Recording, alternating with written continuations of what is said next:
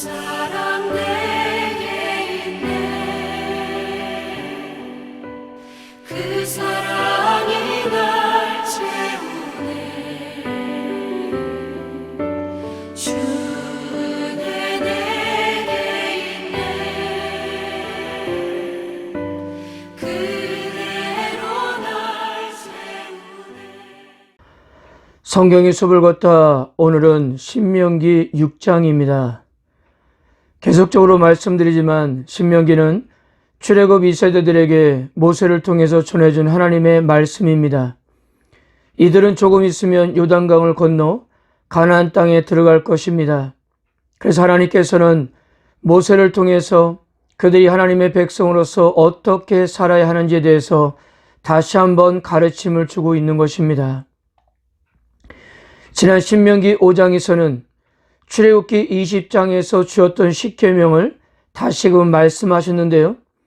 하나님의 말씀은 과거의 유산물이 아니라 지금 현재 그들에게 향한 하나님의 뜻임을 전달해 주었고요.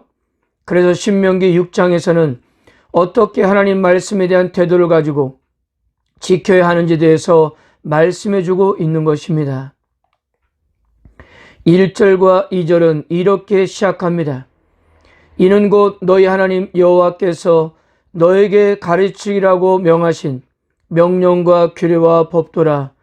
너희가 건너가서 차지할 땅에서 행할 것이니 곧 너와 내 아들과 내 손자들이 평생에 네 하나님 여호와를 경외하며 내가 너에게 명한 그 모든 규례와 명령을 지키게 하기 위한 것이며 또 내 나를 장구하게 하기 위한 것이라. 신명기가 주는 메시지는 분명합니다. 출애굽 2세대들이 가나안 땅에 들어가서 하나님의 율법을 어떠한 자세로 지켜야 하는 것이며 또한 어떻게 자손들에게까지 이 율법이 계속 전수되게 할 수 있는지를 말하고 있는 것입니다. 그리고 모든 명령과 규례와 법도를 지켜야 하는 것은 단순히 윤리적으로 잘 살게 하는 데 목적이 있는 것이 아니라 하나님께서 이미 선조들에게 여러 차례 약속하신 것처럼 그들의 삶을 풍요와 번성으로 채우기 위함이었던 것입니다. 이런 관점에서 생각해 보면 율법은 결코 주의 백성을 짓누르는 짐이 아니라 오히려 삶이 지니고 있는 가능성을 최대한 누리며 살 수 있도록 하는 축복의 통로였던 것입니다. 4절에서 9절까지는 전통적으로 쉐마라는 이름으로 특별하게 여겨왔습니다. 이 쉐마는 이스라엘 신앙의 가장 밑바탕이 되는 하나님에 대한 진리 선언과 주의 백성들의 가장 기본적인 의무를 정의하는 것으로 일종의 고백이라고 이렇게 할 수 있습니다. 전통적으로 오늘날까지 유대인들은 매일 이 쉐마를 2차례나 읽으며 고백하고 있습니다. 그리고 이 쉐마를 얼마나 중요하게 여겼으면 그들이 매일 드리는 예배가 이 말씀을 중심으로 진행되고 있다는 점이었습니다. 우리 하나님 여호와는 오직 유일한 여호와이시니 가장 기본적인 진리는 여호와 하나님은 유일하신 한 분이시라는 것입니다. 변함이 없으시면서 비교할 만한 대상이 없다는 겁니다. 그러므로 주의 백성들의 기본적인 의무는 모든 것을 다하여 한 분이신 하나님을 사랑해야 했습니다. 그렇다면 오직 여호와를 한 분이신 하나님으로 고백하고 산다는 것이 삶에서는 무엇을 뜻하는 것일까요? 여기에 모세는 너는 마음을 다하고 뜻을 다하고 힘을 다하여 내 하나님 여호와를 사랑하라고 했습니다. 마음과 뜻과 힘이라는 세 단어가 함께 사용되는 것은 신명기에서는 이것이 유일합니다. 같은 표현이 구약에서 한 번도 사용되는데요. 열왕기하 23장 25절에서 요시야 왕의 개혁을 돌아보면서 그는 마음을 다하며 뜻을 다하며 힘을 다하여 모세의 모든 율법을 따라 여호와께로 돌이킨 왕이라고 그렇게 평가받고 있었습니다. 신명기 서론에서도 말씀드린 대로 신명기의 말씀이 이스라엘 역사에서 새롭게 해석된 때가 바로 요시야 왕 시대였습니다. 그러니까 요시야 왕은 철저하게 신명기의 말씀을 따라 그렇게 살아왔던 것으로 이렇게 성경은 우리에게 소개하고 있습니다. 마음을 다하여에서 마음은 대체로 신체의 장기를 뜻하는 것으로 유대인들은 이곳에 사람의 생각, 의지, 계획 등이 결정된다고 생각했으며 사람의 도덕성이 여기에서 결정된다고 믿었습니다. 이 말씀은 우리의 모든 생각과 의지와 느낌까지 다하여 하나님을 사랑하라고 권면하는 것입니다. 뜻을 다해서 뜻은 짐승과 사람 등 살아있는 생명을 의미하는데요. 유대인들은 사람들의 감정, 열정, 욕구와 인격이 바로 이곳에서 비롯된다고 생각했습니다. 우리의 모든 열정과 생명을 다해 하나님을 사랑하라고 강조하고 있는 겁니다. 힘을 다하여라는 말은 하나님을 사랑하는 데 있어서 우리의 모든 것을 아끼지 않고 할 수 있는 힘을 다해서 하라는 그런 말씀이었던 것입니다. 그리고 모세는 하나님께 대한 이스라엘의 진심 어린 사랑은 그들의 삶에서도 나타나야 함을 강조했습니다. 첫째, 하나님의 말씀을 각자의 마음에 새겨야 했습니다. 하나님의 명령과 규례를 마음에 새겨야 한다는 것은 말씀에 대한 순종은 마음에서부터 시작돼야 하기 때문이었어요. 결코 억지로 마지못해서는 할 수 없는 일이었기 때문입니다. 둘째, 자녀들에게 말씀을 열심히 가르쳐야 했습니다. 현재 모압 평지에서 모세의 설교를 듣고 있는 출애굽 2세대들만 언약 백성이 아니었기 때문입니다. 현재 그들 옆에 앉아서 있는 어린 자녀들, 심지어 아직 태어나지도 않은 그들의 후손들도 이 언약 공동체의 멤버들이었습니다. 그래서 언약 백성들의 정체성이 자손대대로 지속되도록 하는 것이 부모 세대들에게 아주 중요한 의미였던 것입니다. 셋째, 각 개인이 말씀의 흔적으로 가득한 삶을 살아야 했습니다.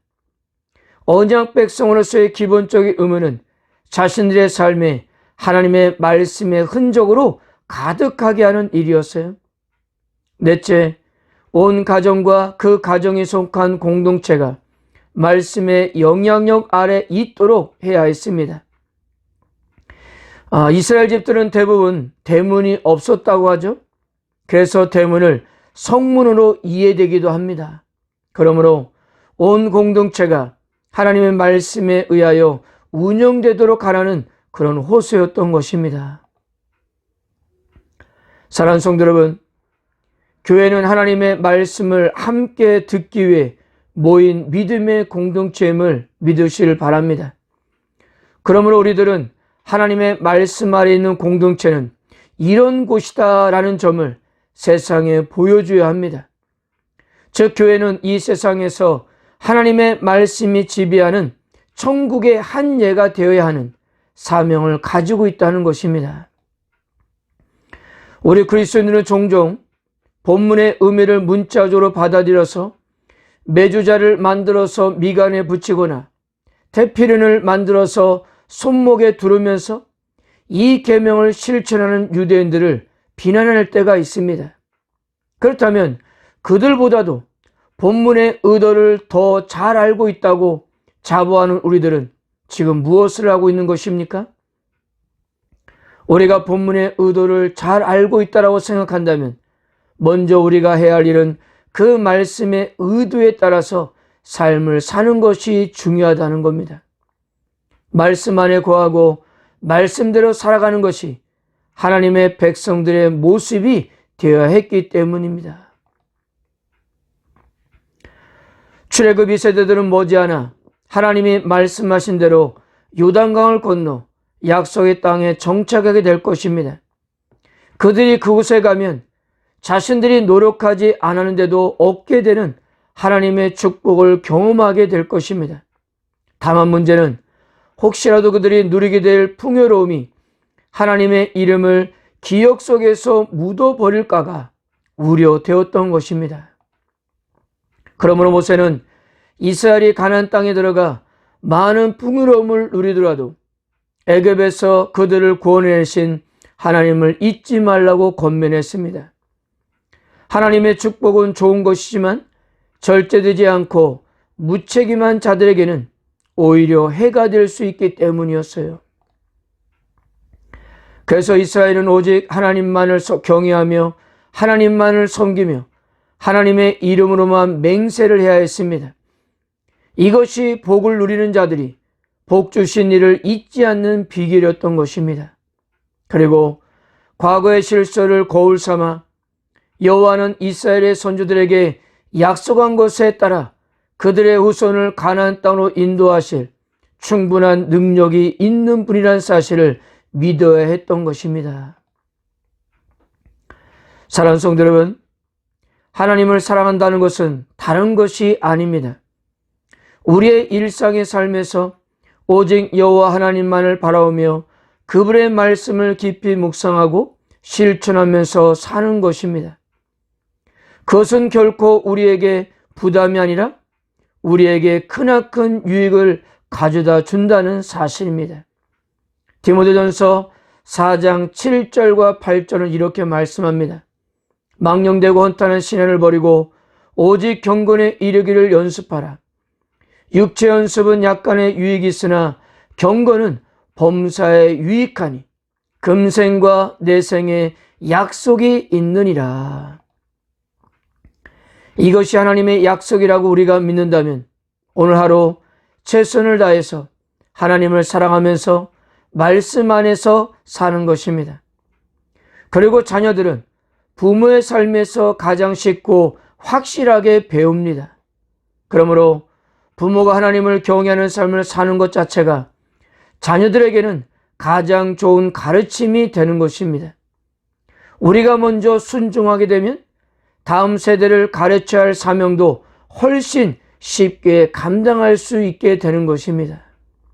오늘도 개인과 가정 안에서 하나님의 약속의 축복들이 이루어지는 하루가 되기를 주님의 이름으로 축복합니다.